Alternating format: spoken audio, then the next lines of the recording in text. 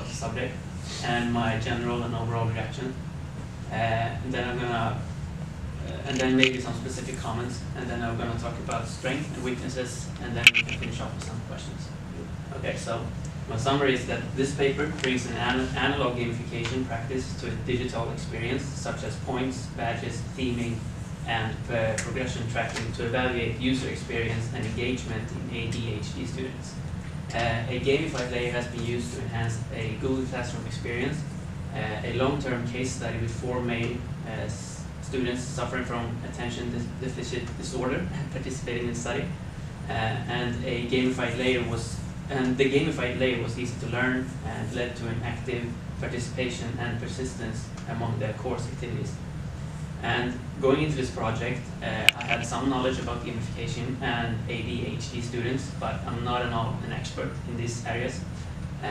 But my general and overall reaction of the paper is that it is well made and well written, with a solid method based on previous research and arguments. You are highly aware of the flaws and weaknesses related to the findings. And to some specific comments on page 26 on the theming, you write, the game element is not a full-fledged narrative, but instead it uses words commonly used in games, such as mission, challenge, trivia, to replace the common terms used in Google Classroom, namely assignment, multiple choice questions, and short answer questions. However, on page 47, under limitations of the model and field, I think you write the opposite. The names of the activities weren't written following the game-like theming, like missions and such. Instead, typical names such as music, history lesson 1 were used. And we can come back to that later. And for your strength, different concepts used throughout the study are properly explained and well argued. The thesis is well made with opinions based on solid argumentations and previous research. The thesis uses proven models as a base for analysis and discussion. The study builds upon previous research in a logical and solid way, and the subject is also highly relevant if proven successful. And the method is well argued and easy to understand. And in a quality research, as you have used, often revolves around subjectivity, and therefore it's important to establish trust and confidence between the reader and the researcher and its data. And there are different strategies to adopt to ensure credibility and trustworthiness of a work's finding, such as accounting for personal biases, meticulous record keeping, and demonstrating clarity in terms of thought processes during data analysis and subsequent interpretations. And these are some of the things that you present to perfection, I think.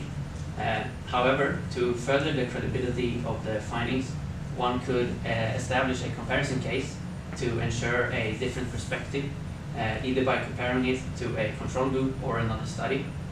And the teacher could have had the chance to comment on the finalized interview transcript to make sure that the themes and concepts created reflected what he initially said. And to the weaknesses which you discuss in your paper is that a bigger sample size should have been used, obviously, but you couldn't. And first-hand information was limited due to the fact that you weren't allowed to conduct any interviews yourself. But despite these problems, I think that you have been clear with your presentation of the data and how you gather it. So for my first question, on what level does this second-hand data affect the results, and how big of a problem do you think this can cause? Okay, can you repeat the first part of the question? At what level? On what level does this second-hand data affect the results? Okay, this could be really subjective data because it's not for the students directly. So the teacher could have some kind of bias in the way that they perceive the interaction. That probably is a description of their own reality, but not the reality itself. So that could be questionable about what he talks. But for the other side, I think that he, as a teacher, that it was particularly new,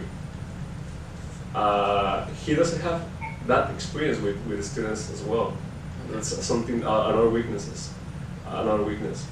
But he had like 8 months working, and he established that was, they noticed more participative of the feedback that was already hard to get from the students.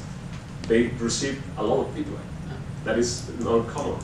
So I think that as a case study, it's a well way to know how useful could be for the teacher. And for the student, the teacher argued that the main objective of the course was fulfilled. It was to know how the music, the way that the persons listen to music in time is changing because the different types of music. So they were aware of that. So if the learning objectives were achieved and the students were participative and it was easy to use and they applied gamification and they were interested in that, I think that could, more like the reality could be a proof that gamification has future in this kind of environments for learning disabilities. So it could be useful. Do you think that the results would have changed if you were there conducting the interviews? I think could be, because I, as external researcher, it's something that the kids were really aware. So they, for the will to complement, they should be more, okay, I'm observant, so I want to behave differently. It's similar when you're taking a picture and you are aware that you are a picture, you act differently. So I think that could change in a bad way, because could be more, you are, the natural environment is invaded. Yeah, I agree with you in that case, because of the people. Why did you decide to look at user experience and engagement? Just out of curiosity. Okay. I know it's a big subject, but user experience is something popular in human-computer interaction, as well engagement. So we have a lot of distractions and media, social media, video games, movies, etc. So I think that as humans, we lack some engagement, and it's because we don't have a good experience with our interactions. As mentioned in my background, when you're in school, you need to interact with systems, but these systems are more like I need to use it instead that I like to use it. So that's a way to improve this kind of motivation to make something extra. Nice. Do you think that this type of gamification layer is suitable for other people and not exclusively to these students that you have tested on? I think it has potential, but I don't know how much impact could, because as I was commented, the ADHD student has a big need of reinforcement. So when someone that it doesn't have that need, they could need that kind of reinforcement. They are for their own will, intrinsic motivation. So it depends of which objectives that could be feasible, and it's used for many kind of software interaction, even for video games.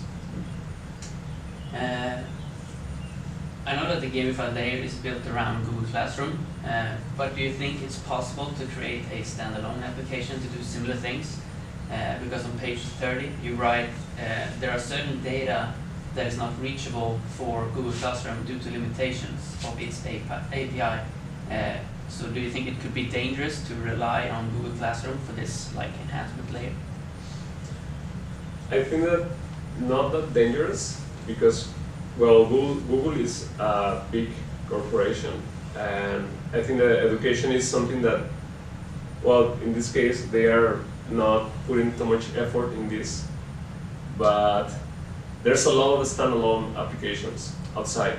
So it depends on how many particular needs you have. Yeah.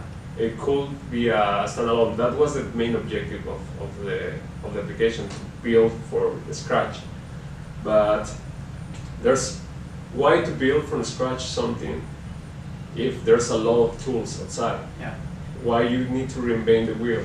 So that's something that, for me, the new way to develop is to try to connect the things that already are used. Yeah. And if Google Classroom dies, for example, you can connect it with other API with this part of the content course management system, like Moodle or like CEO or something. I think that it's not dangerous. Okay. I think I'm done. Thank you. Thank you, Marcus. Okay, Björn, over to you. Yes.